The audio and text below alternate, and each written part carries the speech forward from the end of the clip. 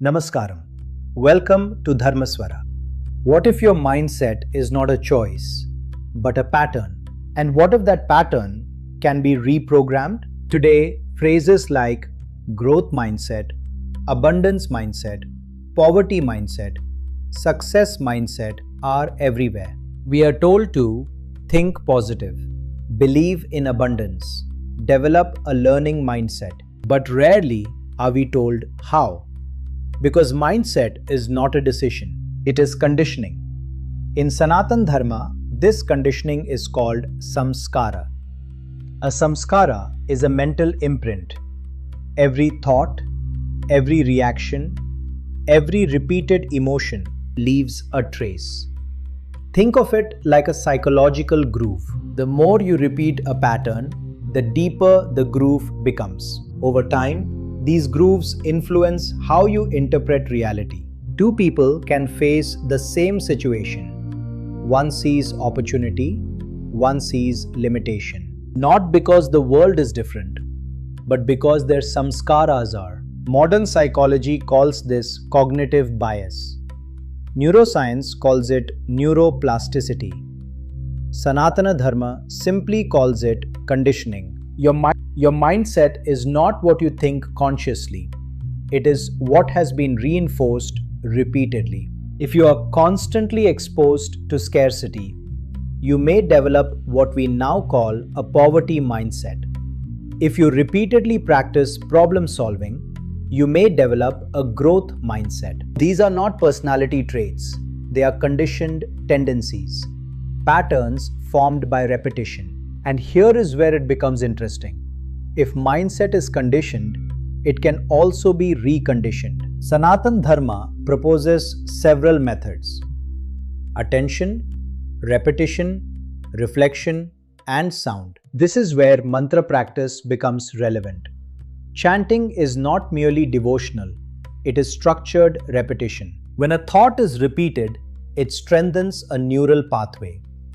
When a sound is repeated with attention, it stabilizes mental patterns. Over time, new impressions form.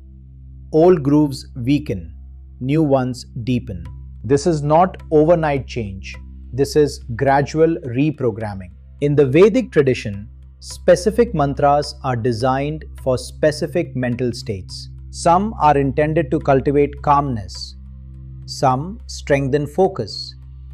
Some are associated with resilience in difficult circumstances. Others are traditionally used for clarity, stability, or inner balance. Because each mantra carries a distinct rhythmic and phonetic structure, repeated chanting can help redirect attention away from habitual thought loops and toward more stable patterns of awareness. Over time, this can support the weakening of limiting impressions and the formation of more constructive mental tendencies. That is why different Vedic mantras are traditionally recommended for different life situations, not as superstition, but as structured methods of mental conditioning. If you would like to explore this further, we have created a curated playlist of ancient Vedic mantras, each associated with specific intentions and purposes. You may find the link in the description. Not mandatory that you should chant mantra, but instead of random thoughts or manifestation, mantras help you focus better.